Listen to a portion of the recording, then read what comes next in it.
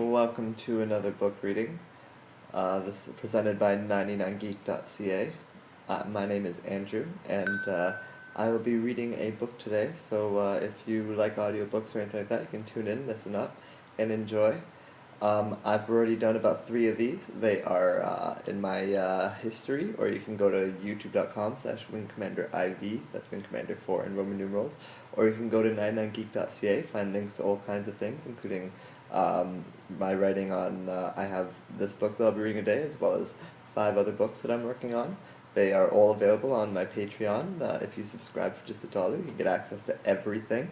Let me move this closer so that you can hear me better.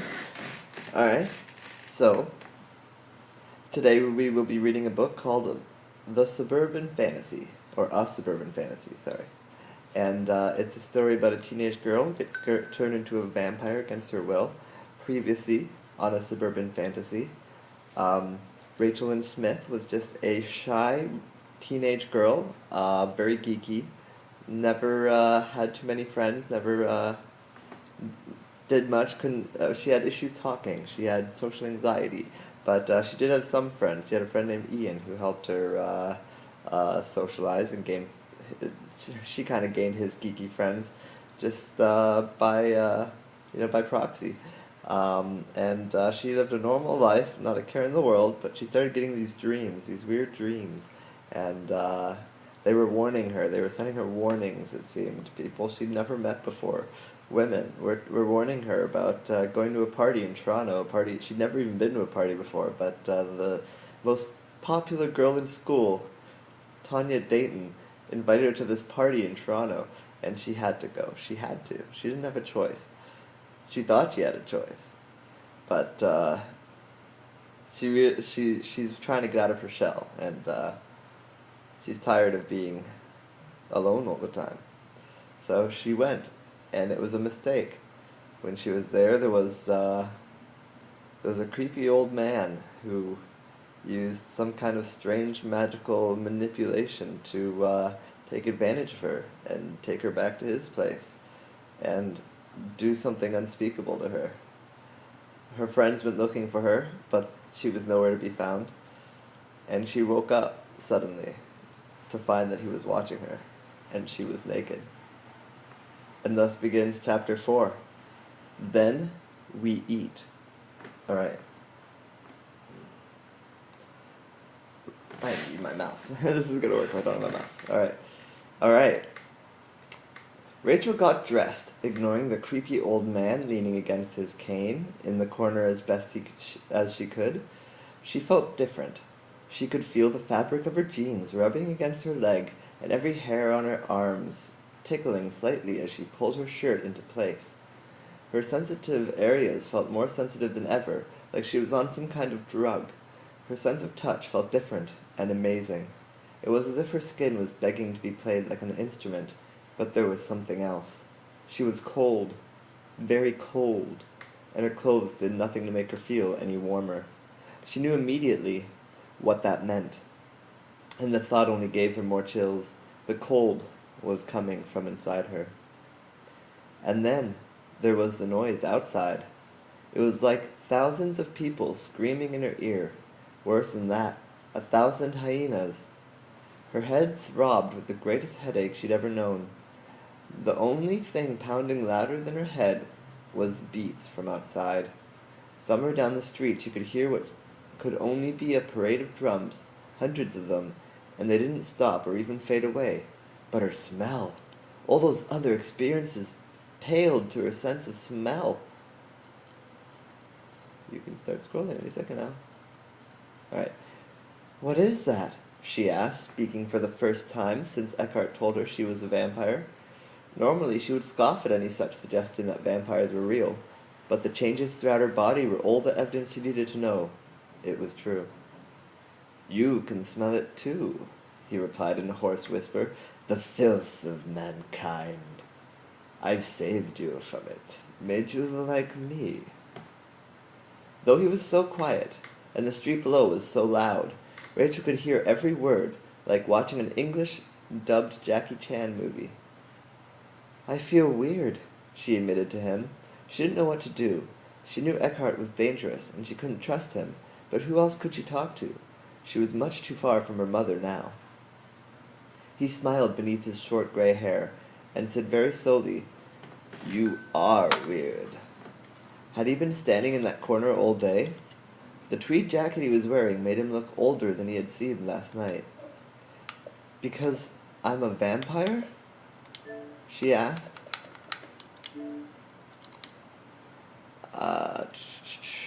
As soon as the word left her mouth, it almost seemed to sink in. Something very wrong happened last night, and she was now in a lot of danger. "Why?" He chuckled and explained, "Because I turned you." "But I didn't ask you to turn me," she said, her voice rising in both volume and pitch as she tried to remember everything she'd said last night. "I didn't want to be turned." She realized that she was yelling, perhaps louder than she'd ever yelled, but she didn't care.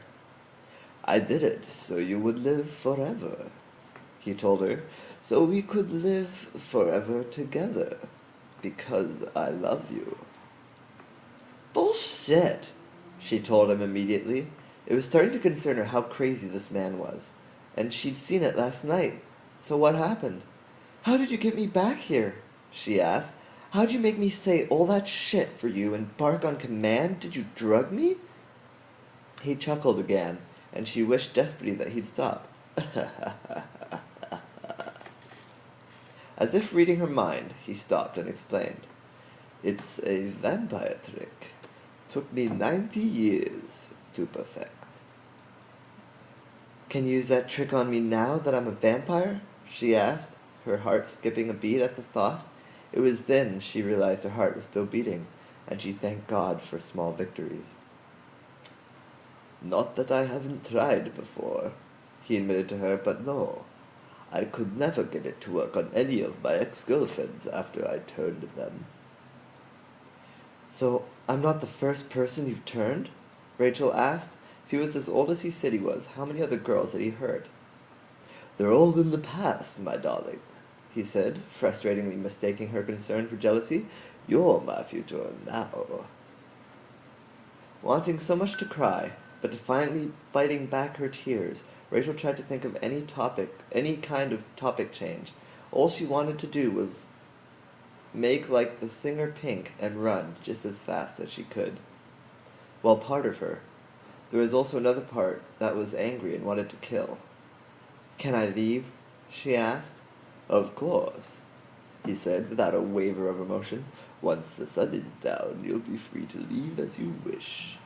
But I expect you'll choose to come with me." Rachel was tempted to say fat chance, but she was curious why Eckhart might think he had any leverage to keep her around. He seemed to know exactly what she was thinking, and it made him chuckle. Again. "You are hungry, aren't you?" he asked in a falsely innocent way.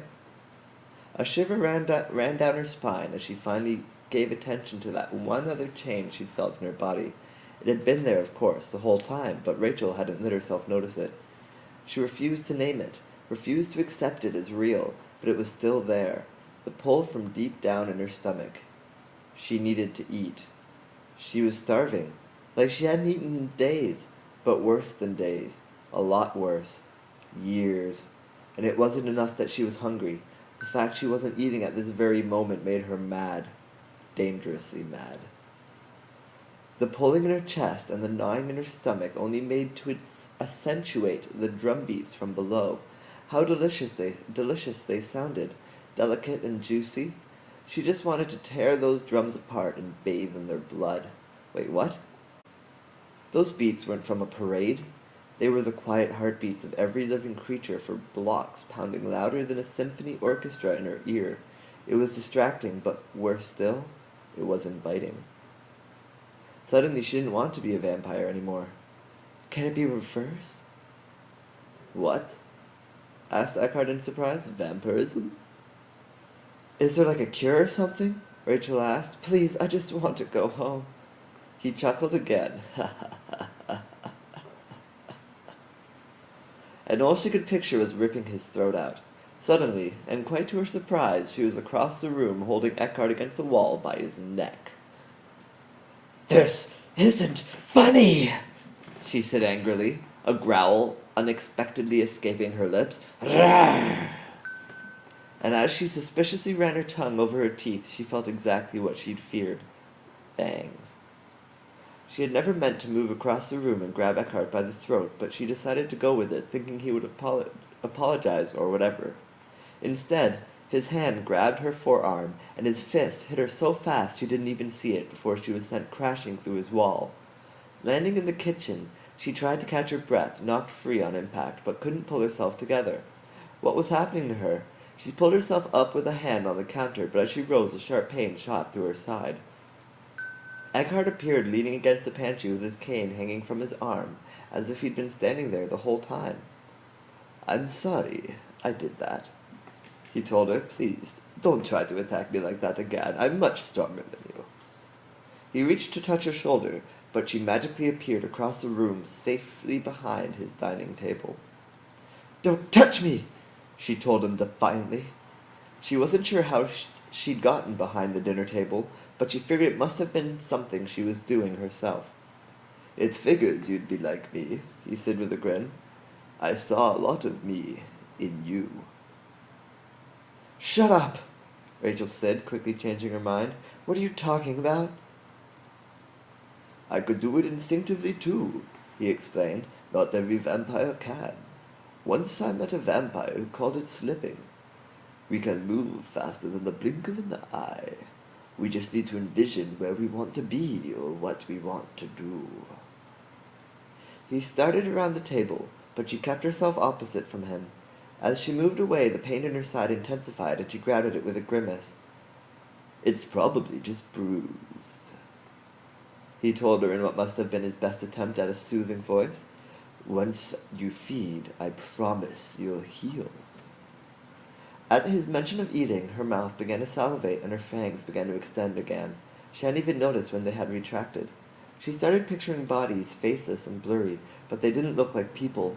They looked like food, and she knew where she could find some. Eckhart was still talking, but she ignored him. Envisioning herself back at the window by his bed, she was there in an instant. Looking out, she could see the food below, moving in formation through the streets, and it would have been so easy to just jump down there. The entire city of Toronto was like a forbidden buffet, and Rachel was starting to care less and less about the rules. She just wanted to eat. She wondered what it would taste like, biting into their flesh, feeling the warm blood trickling down her throat. There was a little part of her that felt disgusted at even the thought of her eating another human being. It was the vegetarian side of hers, from when she was 8 and made the moral stance never to eat another living creature. It was just that the rest of her didn't seem to think that part of her mattered at all. She tried to focus on something else, anything else, and began to wonder if there were any other vampires in the crowd below. "You said you'd met other vampires before?" she reminded Eckhart. "I've crossed paths with others of our kind," he told her slowly, seeming to choose his words carefully. "Though I could easily count them on one hand, and a number of them I believe to be deceased." "How old are you, then?" Rachel asked without looking over at him. "Exactly." "Over 200, he said, cocking his head to the side as he tried to do mental math. It seemed math hadn't been his strongest subject in school, if he'd ever even gone to school. "Maybe under 200, he corrected with uncertainty. "I stopped counting long ago." Rachel took notes, subtly, that the sun was almost below the horizon and the streets were as shaded as they were going to get. If she was to make her escape, now was the time. "Ah, it's time," Eckhart said from over her shoulder. "Don't forget your hat." He handed her over her toque, which she took reluctantly and held it at her side. He watched her, as if waiting for her to put the hat on. Instead, she just matched his stare. Finally, he did his annoying chuckle, and put a hand through her hair. "You're beautiful," he told her in just such the way to make her skin crawl. "Scene change, boo, scene change, boo, scene change, boo." Eckhart walked quickly down the sidewalk, his cane tapping at his side. Though he moved at a brisk walk, he didn't seem to be in any kind of a hurry. As people passed, he never seemed to step out of their way, but neither did they ever collide. It almost seemed like the aura she thought she'd seen last night. And people were walking around that aura, not even perceiving it, but reacting subconsciously. Rachel had to struggle to keep up at his side. She nimbly dodged the street lamp and powered forward. Her side still hurt with every step, but her hunger was far more distracting than that. Hoping to get her mind off eating, she asked, "What's with your cane?" "A man can have a cane," she told her with a shrug.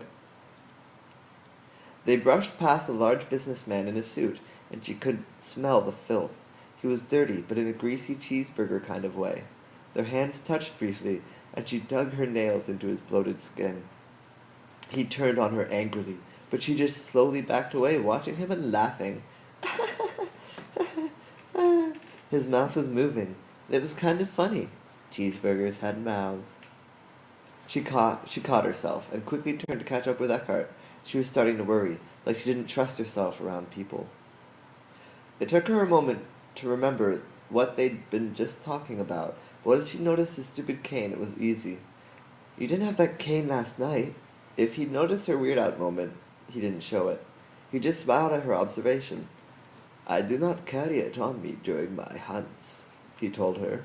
"I carry it to ward off suspicion.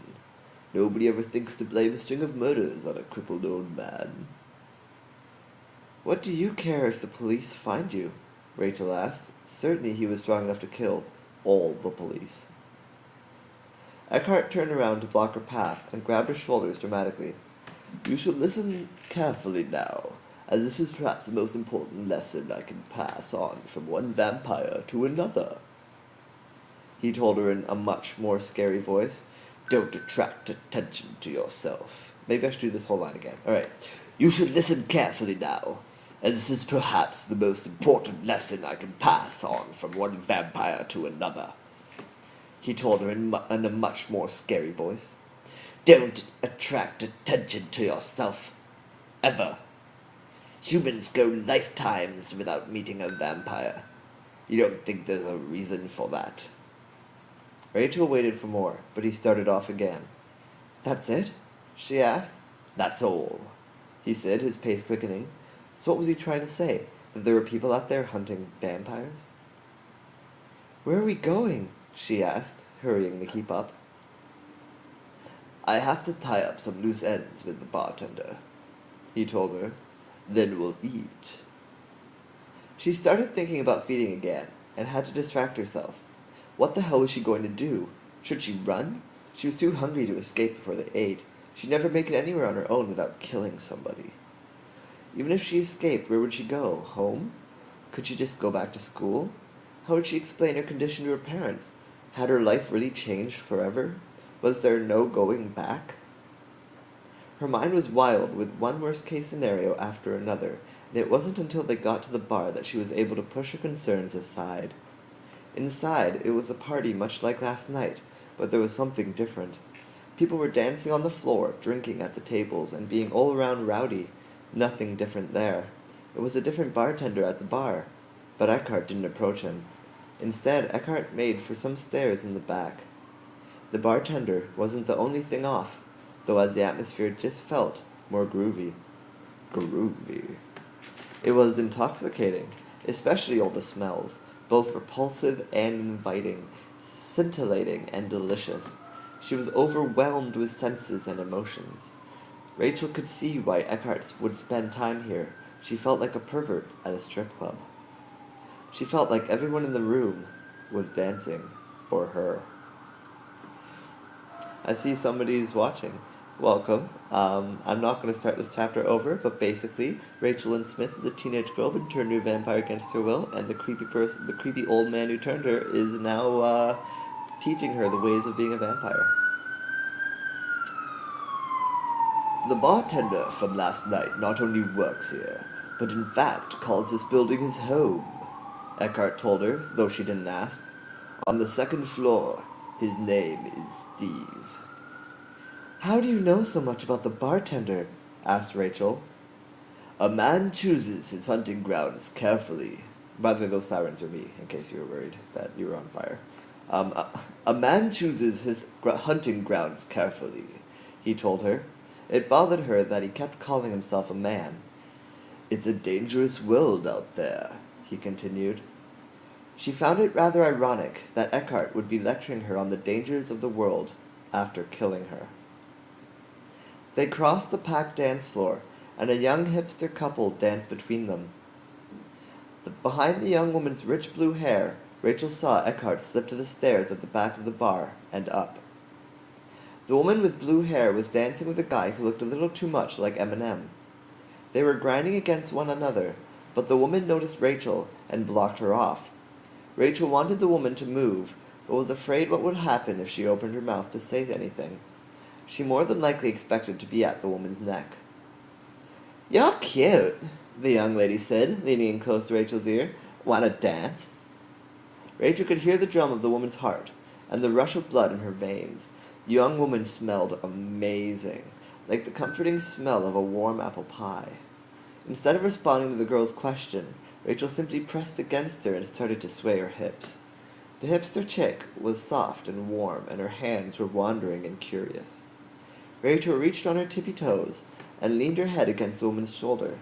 She thought if she could just get a good whiff, maybe that would be enough to satiate her. But it wasn't. Maybe a lick? The girl tasted sweet, like a Tootsie Roll Pop. How many licks would it take, she wondered. Suddenly the fake Slim Shady pressed against her from behind and tried to make a Rachel sandwich. Just like that. It was weird. Rachel tried to slip away, but they pressed in around her. She could feel her fangs extending as their combined smell overpowered her. She had to get out. Putting a hand against their chests, she pushed as hard as she could, and they were both thrown over everyone's heads and into the crowd. There was a hush as everyone turned to her, but she didn't give them a chance to see her. Picturing the bottom of the stairs in her mind, she slipped to them before anybody really noticed her, and slipped again to the top. Eckhart was waiting for her there, leaning casually against his cane. "Did you feed?" he asked. She didn't answer, but she didn't have to. "Pity," he said as he started off down the hall. The hall was long, narrow, and darkly lit. There were a couple doors on each side, and a door at the very end of the hall. Eckhart approached the last door, and tapped his cane against it 3 times.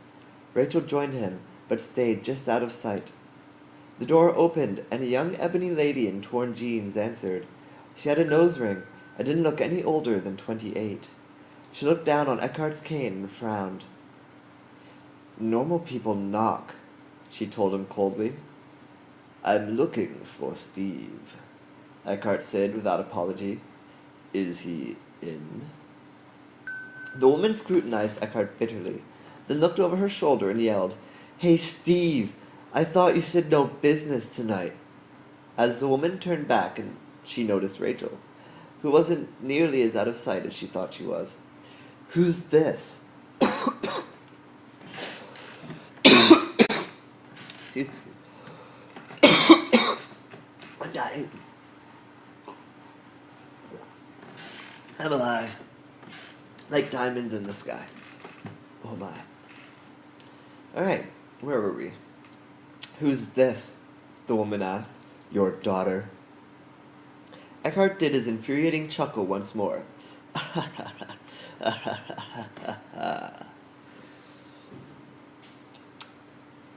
And said, "No, but people make that mistake incessantly. She's my girlfriend, as a point of fact." Rachel was conflicted about a lot at this time in her life. She had a lot of uncertainties that she was being forced to deal with, but one fact she felt she could state with complete confidence, that she was absolutely not Eckhart's girlfriend. The woman seemed weirded out by Eckhart's statement, and chose that moment to just walk inside without even a goodbye. Rachel figured the woman had decided they were more weird than she was willing to deal with. Eckhart stepped through the doorway behind the woman, proving once and for all to Rachel that vampires did not need to be invited in, like pop culture had led her to believe. Steve appeared in the hallway and called after his girlfriend. "Deb?" He then noticed Eckhart and Rachel in his front hall. "Hey, you're the guy with those kids we're looking for. You're the guy those kids were looking for, left with their friend." Noticing Rachel for the first time, he said, "Your friends are worried about you, girl." "You don't say," remarked Eckhart with casual surprise. "We'll have to deal with them next." Steve had just given Rachel the best news she'd ever heard in her life. Her friends were looking for her. They actually cared. She felt like an idiot now, but she just assumed they wouldn't even notice she had disappeared. Not till Monday, at least. She almost didn't catch what Eckhart had said, but then she did. "What do you mean, deal with them?" she asked. "And what do you mean next?" asked Steve. Eckhart casually examined his nails and said, "I apologize for impeding on your night, Steve, but we will be staying for dinner." He glanced up to look Steve in the eyes, but Steve was gone. He'd run into the other room. Rachel and Eckhart followed after him into his living room, where he grabbed something long from the mantelpiece. His girlfriend was watching TV on the couch. "Why can't you two just leave us alone?" shrieked the girlfriend. "Eee!" Rachel finally realized what Steve was holding as he unsheathed it from the scabbard. It was a long ninja sword with a round hilt and a polished shine. "Get out," Steve told them in a loud voice. "Get out or I start swinging." Rachel looked to Eckhart, expecting to see anger or even fear. Instead, she found he was smiling. "Fantastic," Eckhart said with a grin. He spun his cane and caught it by the shaft with his other hand.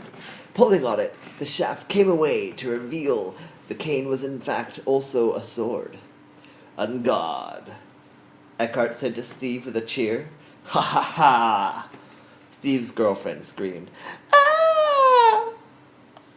Steve hadn't expected Eckhart to have a sword of his own. He expected even less for Eckhart to lunge straight at him with it. He only just managed to deflect it from going through his shoulder. Next, Eckhart struck high, and then low. Eckhart's strikes were like flicks, while Steve's were slower and sturdier. It was like watching one of the musketeers fence off with a samurai. They paced around the room, Steve barely able to keep up with Eckhart's fast moves. From the couch, the dark woman was shrieking now, so high-pitched it was really starting to bother Rachel. As she watched the two men fight, she couldn't help but notice in her periphery how exposed the woman's neck was, how delicious it seemed. By biting the woman, Rachel could stop both her screaming and finally get to eat. It would be a win-win, and Rachel loved win-wins. She couldn't, though. That's exactly what Eckhart wanted, for her to give in to her urges and become a monster. She couldn't, and she wouldn't. Water break, do-do-do-do-do, water break.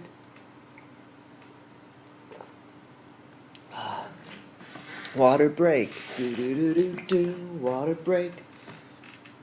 Alright. Steve swung at Eckhart in a rather lame attempt at going on the offense. Eckhart dodged his swing easily, every movement perfect in its simplicity.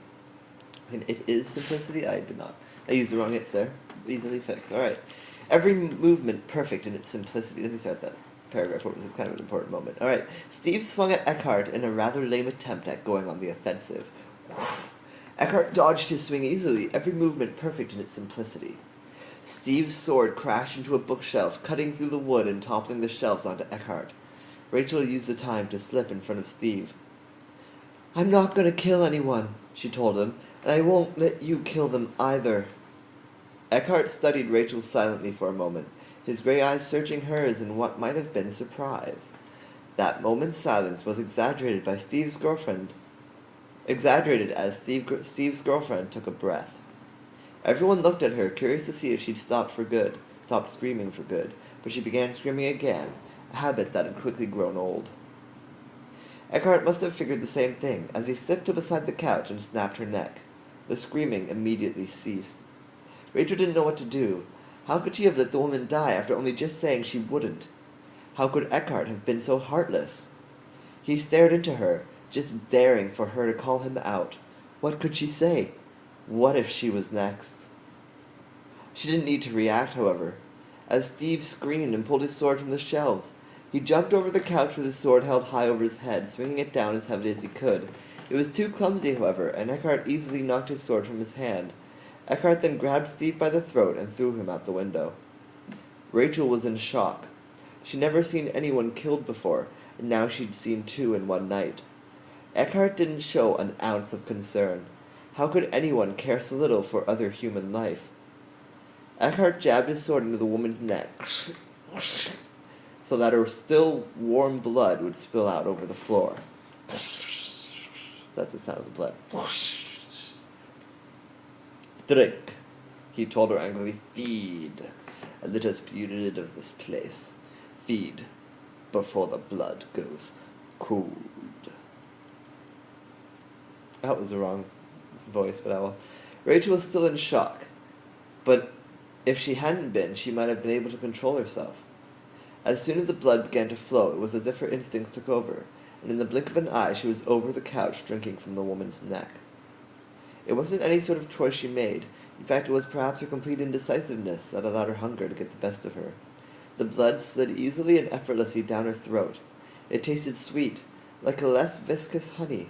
She wanted to drink more and more. She never wanted it to end. The hunger was giving way. The cloud over her mind was clearing. It was like her cramps were gone and her headache just vanished. Even her ribs felt better. The blood made her feel human again. She was Winnie the Pooh, reaching her paws deep into the pot of honey and trying to get every last drop. From the corner of her eye, she noticed movement. It was probably just a post-mortem firing of the nerve or something, but the woman's fist closed. That was all Rachel needed to remember that she was in fact eating someone who was once alive. She slipped away in disgust to the door and started to open it. "Accept it!" Eckhart yelled angrily at her. "You're a vampire!" "No!" Rachel shrieked. "No!" she repeated for good measure. Rachel grabbed an end table by the door and threw it at Eckhart. She wanted to shatter his skull to pieces.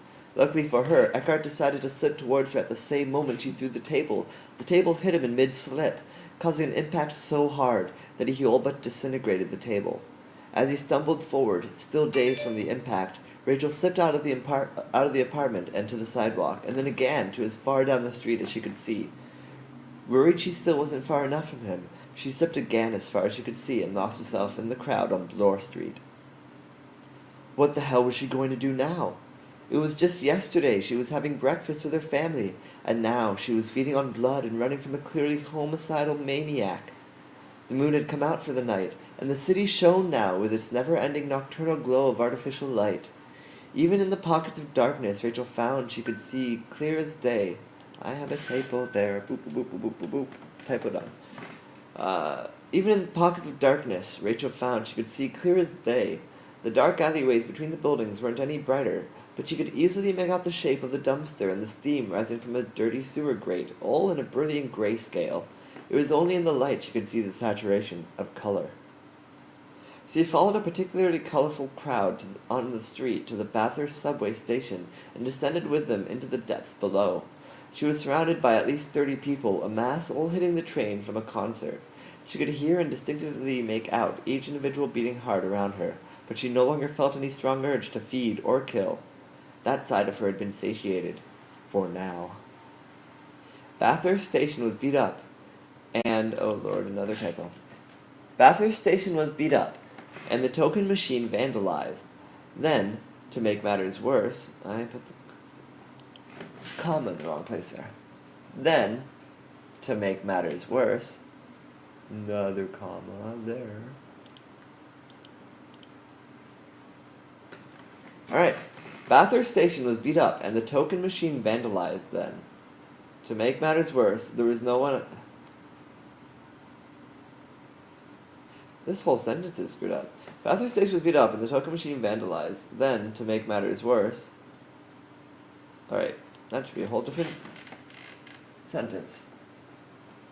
Sorry, I wrote this in 2014, so you'll have to forgive if I wasn't as good a writer then as I am now.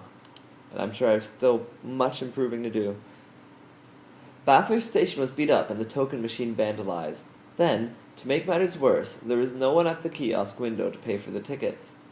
The people just shuffled through, swiping their passes and making down the stairs. Rachel reached her hands into her pockets and tried fishing for money, She had her iPhone, ID, chapstick, some gum, and a $20 bill. She left her debit card at home so she wouldn't lose it. The machine wouldn't take her 20, and she was running out of options. She made extra sure no one was looking, she hated breaking the law, and jumped the turnstile. Though there were still people around and she could smell each and every one of them, the monster inside of her was being thankfully quiet. Since feeding, all her bad feelings were gone. She felt stronger, her morale had improved, and she could think clearly once more. One thing she'd already deduced for herself was that she had to skip town. Fast. She followed the stairs down and past a bend to the eastbound track, making instead for the westbound. She went down those stairs and was almost caught off guard by the loud noise of the subway. Within seconds her ears seemed to automatically filter the sound so that she could again easily hear other noises, like conversations, and, of course, heartbeats. It was like her brain was equipped with its own sound mixer. The red metal train on the other track rocketed off down the subway tunnel, but the westbound train hadn't come yet. She stood at the yellow line and waited, trying out a number of her other senses. Without her crippling hunger, she was much more able to experiment with what she could do. With one sniff of her nose, she distinguished thousands of different smells. It was overwhelming, but she found she could focus her smell with another sense like sight. Looking at the woman near her, she focused as hard as she could on that woman and picked up both traces of the woman's perfume, as well as the Caesar salad she'd had for lunch. The smell made Rachel wonder if she'd ever taste a Caesar salad ever again. But there was something else she noticed about the woman, and, in fact, everyone else down there with her. They each had a distinct smell. It was like every human being on Earth smelled their own separate way, their own special way. Rachel's enhanced hearing picked up the sound of the westbound train closing in. She also heard the footsteps of another person joining them on the platform. There was another sound with the footsteps, the tapping of a cane. Rachel focused on the sounds of the newcomer and tried to smell him out. She didn't smell anything, almost as if he wasn't there at all. He was climbing down the stairs now. With a sudden realization, Rachel turned to the stairs, fully knowing who was descending them, but he wasn't there anymore. Yes, Eckhart said from beside her, where he'd slipped while she wasn't looking. It's me. He didn't let off any kind of smell at all, a trait she imagined all vampires likely shared. He was leaning casually against his cane, watching her and studying her every move. I thought you said I was free to go if I wanted, she said as calmly as she could. True, in a sense, Eckhart told her with a chuckle. There is always a way out, but I'm afraid we are inseparable now until death does us part. That wasn't the escape she was looking for. Rachel wasn't sure why Eckhart wasn't more mad, or why he hadn't tried to kill her. The train pulled up to the platform, and she just stood facing it, daring Eckhart to make the first move. The doors opened. Rachel remembered suddenly something Lily had said in her dream. Lily had told her to run to where she could be seen, and Eckhart had stopped her in the street earlier and told her never to attract attention to herself. Could it be that Eckhart couldn't hurt her with everyone around? Was she in too public a place for him to kill her? She stepped on the train. What are you doing? He asked her from his place on the platform. I'm getting on this train, she told him defiantly. If you don't like it, you can cut my head off in front of all these people. Despite the confidence she'd found from who knows where, she was near paralyzed with fear. Her hands were trembling so violently she was worried he'd see. Eckhart was noticeably surprised by her uncharacteristic attitude, but seeing no other choice, he stepped on the train beside her. This was her chance. She pushed him.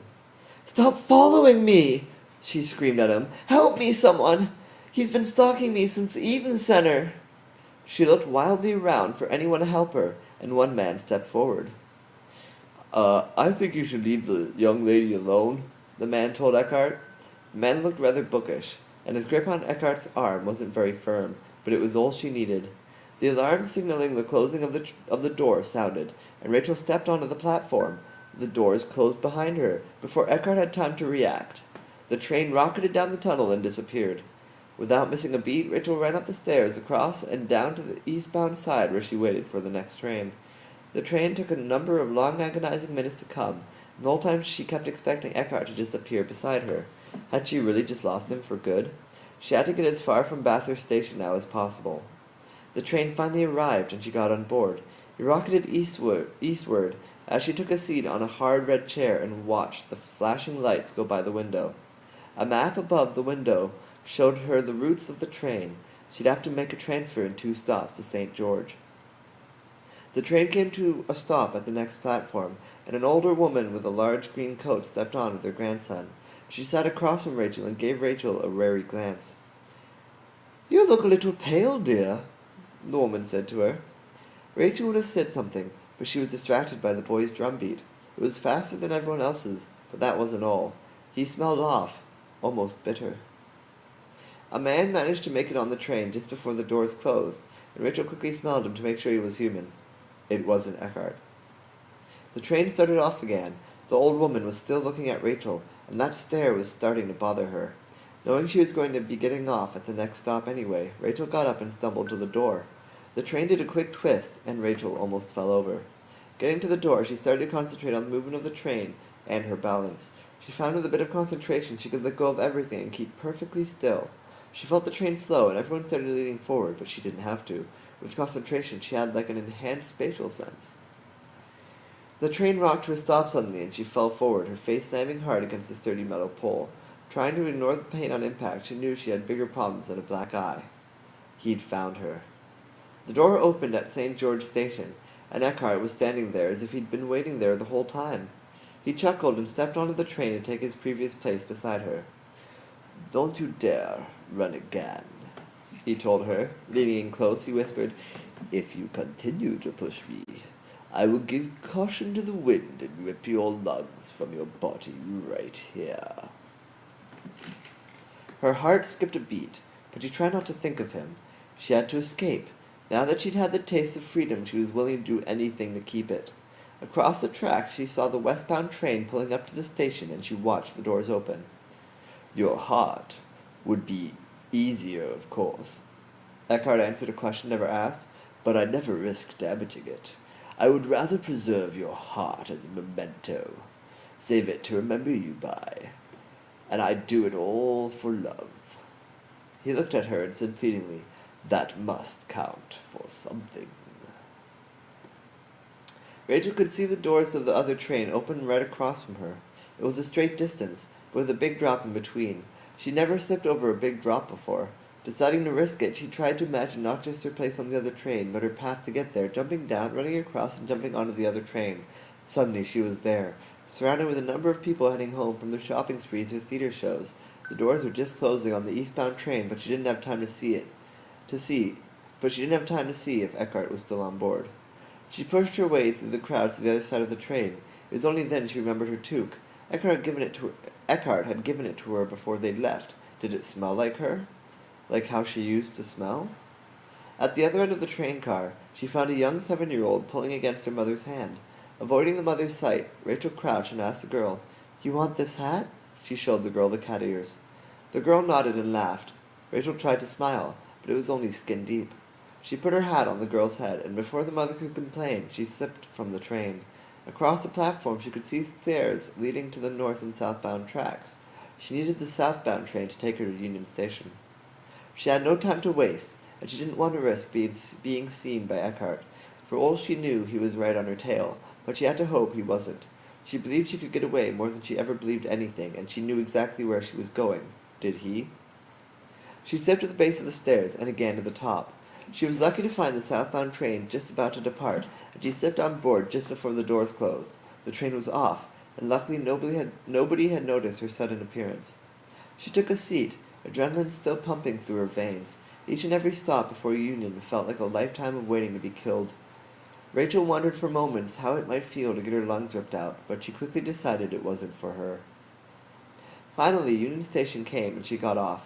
She had to be sure not to slip anywhere. Union Station had cameras everywhere, and if she were spotted doing anything vampire-like, she'd be in trouble.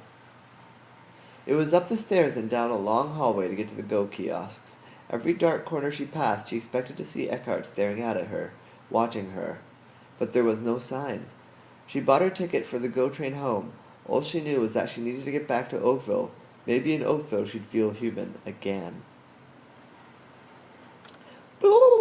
Scene change. Boo! Scene change. Boo! Scene change. Water break. Do do do do do. Water break. Do do do do do. Water break. Alright. Ian hated the theme song to Law and Order. Boom boom boom boom boom boom boom. Boom boom boom boom boom boom boom boom. Boom boom boom boom boom boom boom. I hate that. I hate that too. Do do do do do do do do do do do do do do do. Hate it. Anyway, Ian hated the theme song to Law and Order. There was something indescribable about the tune, that little je ne sais quoi, that just got on his nerves. He wasn't even sure how he ended up watching Law and Order. He'd been in a trance in front of the TV since he'd gotten home. He hadn't really been paying any attention, though he could remember Judge Judy sentencing a man guilty for getting his girlfriend's Xbox account banned. Ian's mind had mostly been on other things. Well, one thing. Rachel. Was she okay? Would he ever see her again? Her annoying brother was keeping an eye on her family for him. Jacob had agreed to call Ian once they knew anything, though only after Ian had paid him $10 up front, with another promised $10 after his call. Jacob drove a hard bargain. "Oh, honey," said Ian's mother as she came carefully down the stairs, "I've baked you a cake." It was true. She was carrying a large round cake with a smiley face made out of frosting. "Thanks, Ma," Ian told her quietly. He didn't move to grab any. He wasn't even slightly hungry. He didn't want to play video games. He didn't even want to sleep. He didn't want to live without Rachel. "Oh, I'll just leave it here," his mother told him with a smile. She set the cake down beside the slice of apple pie, plate of pancakes, and the bowl of melted ice cream with warm chocolate syrup and whipped cream. Ian's mother hated to see him unhappy, and always tried to cheer him up with food whether he was hungry or not. He was tired of it. Why couldn't she just understand he wanted to be left alone? "Please stop cooking, Mom." "All right," she said with a smile. "I was going to order us some pizza anyway. Would you like Pizza Hut or Domino's?" "Mom," Ian said with exasperation, "it's 1 a.m. Can you please just go to bed?" His mother started to cry. "Mom?" Ian got off the couch. "Stop it." "I just worry about you," she said through her tears. Her eyes were red, and she was crying uncontrollably now. "Mom," Ian said, "don't. I'm sorry I'm upset, Mom, but there's nothing you can do. I'm just going to have to deal with it on my own." "But I'm your mother," she said through her tears. She sniffed. "I want for you to be happy." Well, that's not going to happen," he told her. "Get some sleep. That would make me happy." "Are you tired?" she asked him. "Yes," he lied. "In fact, I'm going to bed now." The more he thought about it, the more he just wanted to fall asleep. At least if he could get some sleep, he would be able to stop thinking about Rachel for a few hours. Ian followed his mother up to the main floor. She went to the kitchen to make herself a cup of tea, and he made for the stairs up. As he passed the front door, he heard a knock. It was so quiet, as if the person didn't want to be heard, but Ian heard it. He approached the door and opened it slowly. It was Rachel, looking tired and pale. She wasn't wearing her gloves or hat, and her mascara was smudged all down her cheeks. "I need your help," she said softly to him, her eyes welling with tears. "I didn't know where else to go." And that's... Maybe I should redo that line. "I need your help," she said softly to him, her eyes welling with tears. "I didn't know where else to go." That's the end of the chapter. In fact, that's the end of Act 1. Act 2 will be entitled Changes. Chapter 5 will be entitled I Thought You Were a Vegetarian. But I believe we'll stop it there. I hope you enjoyed that chapter. That was pretty intense. If you did enjoy the chapter, there are other chapters I have done in audiobook form, the previous chapters of this book. They are both in my archive on Twitch, as well as on my YouTube channel. Both those available at Wing Commander 4. That's 4 in Roman numerals, so IV. If you aren't looking for the video, but you still want to listen to this as an audiobook, There's a podcast on iTunes. Just search for 99% Geek, and you should be able to find that audiobook. Maybe 99% Geek audiobooks, but I mean, 99% Geek should do it. Also, if you think that the story is awesome and you want to know more, but you just can't wait for next week for me to read chapter 5, it's this book. This book is actually available on Amazon. That's right. You can go to Amazon.com or Amazon.ca or Amazon.uk or Amazon.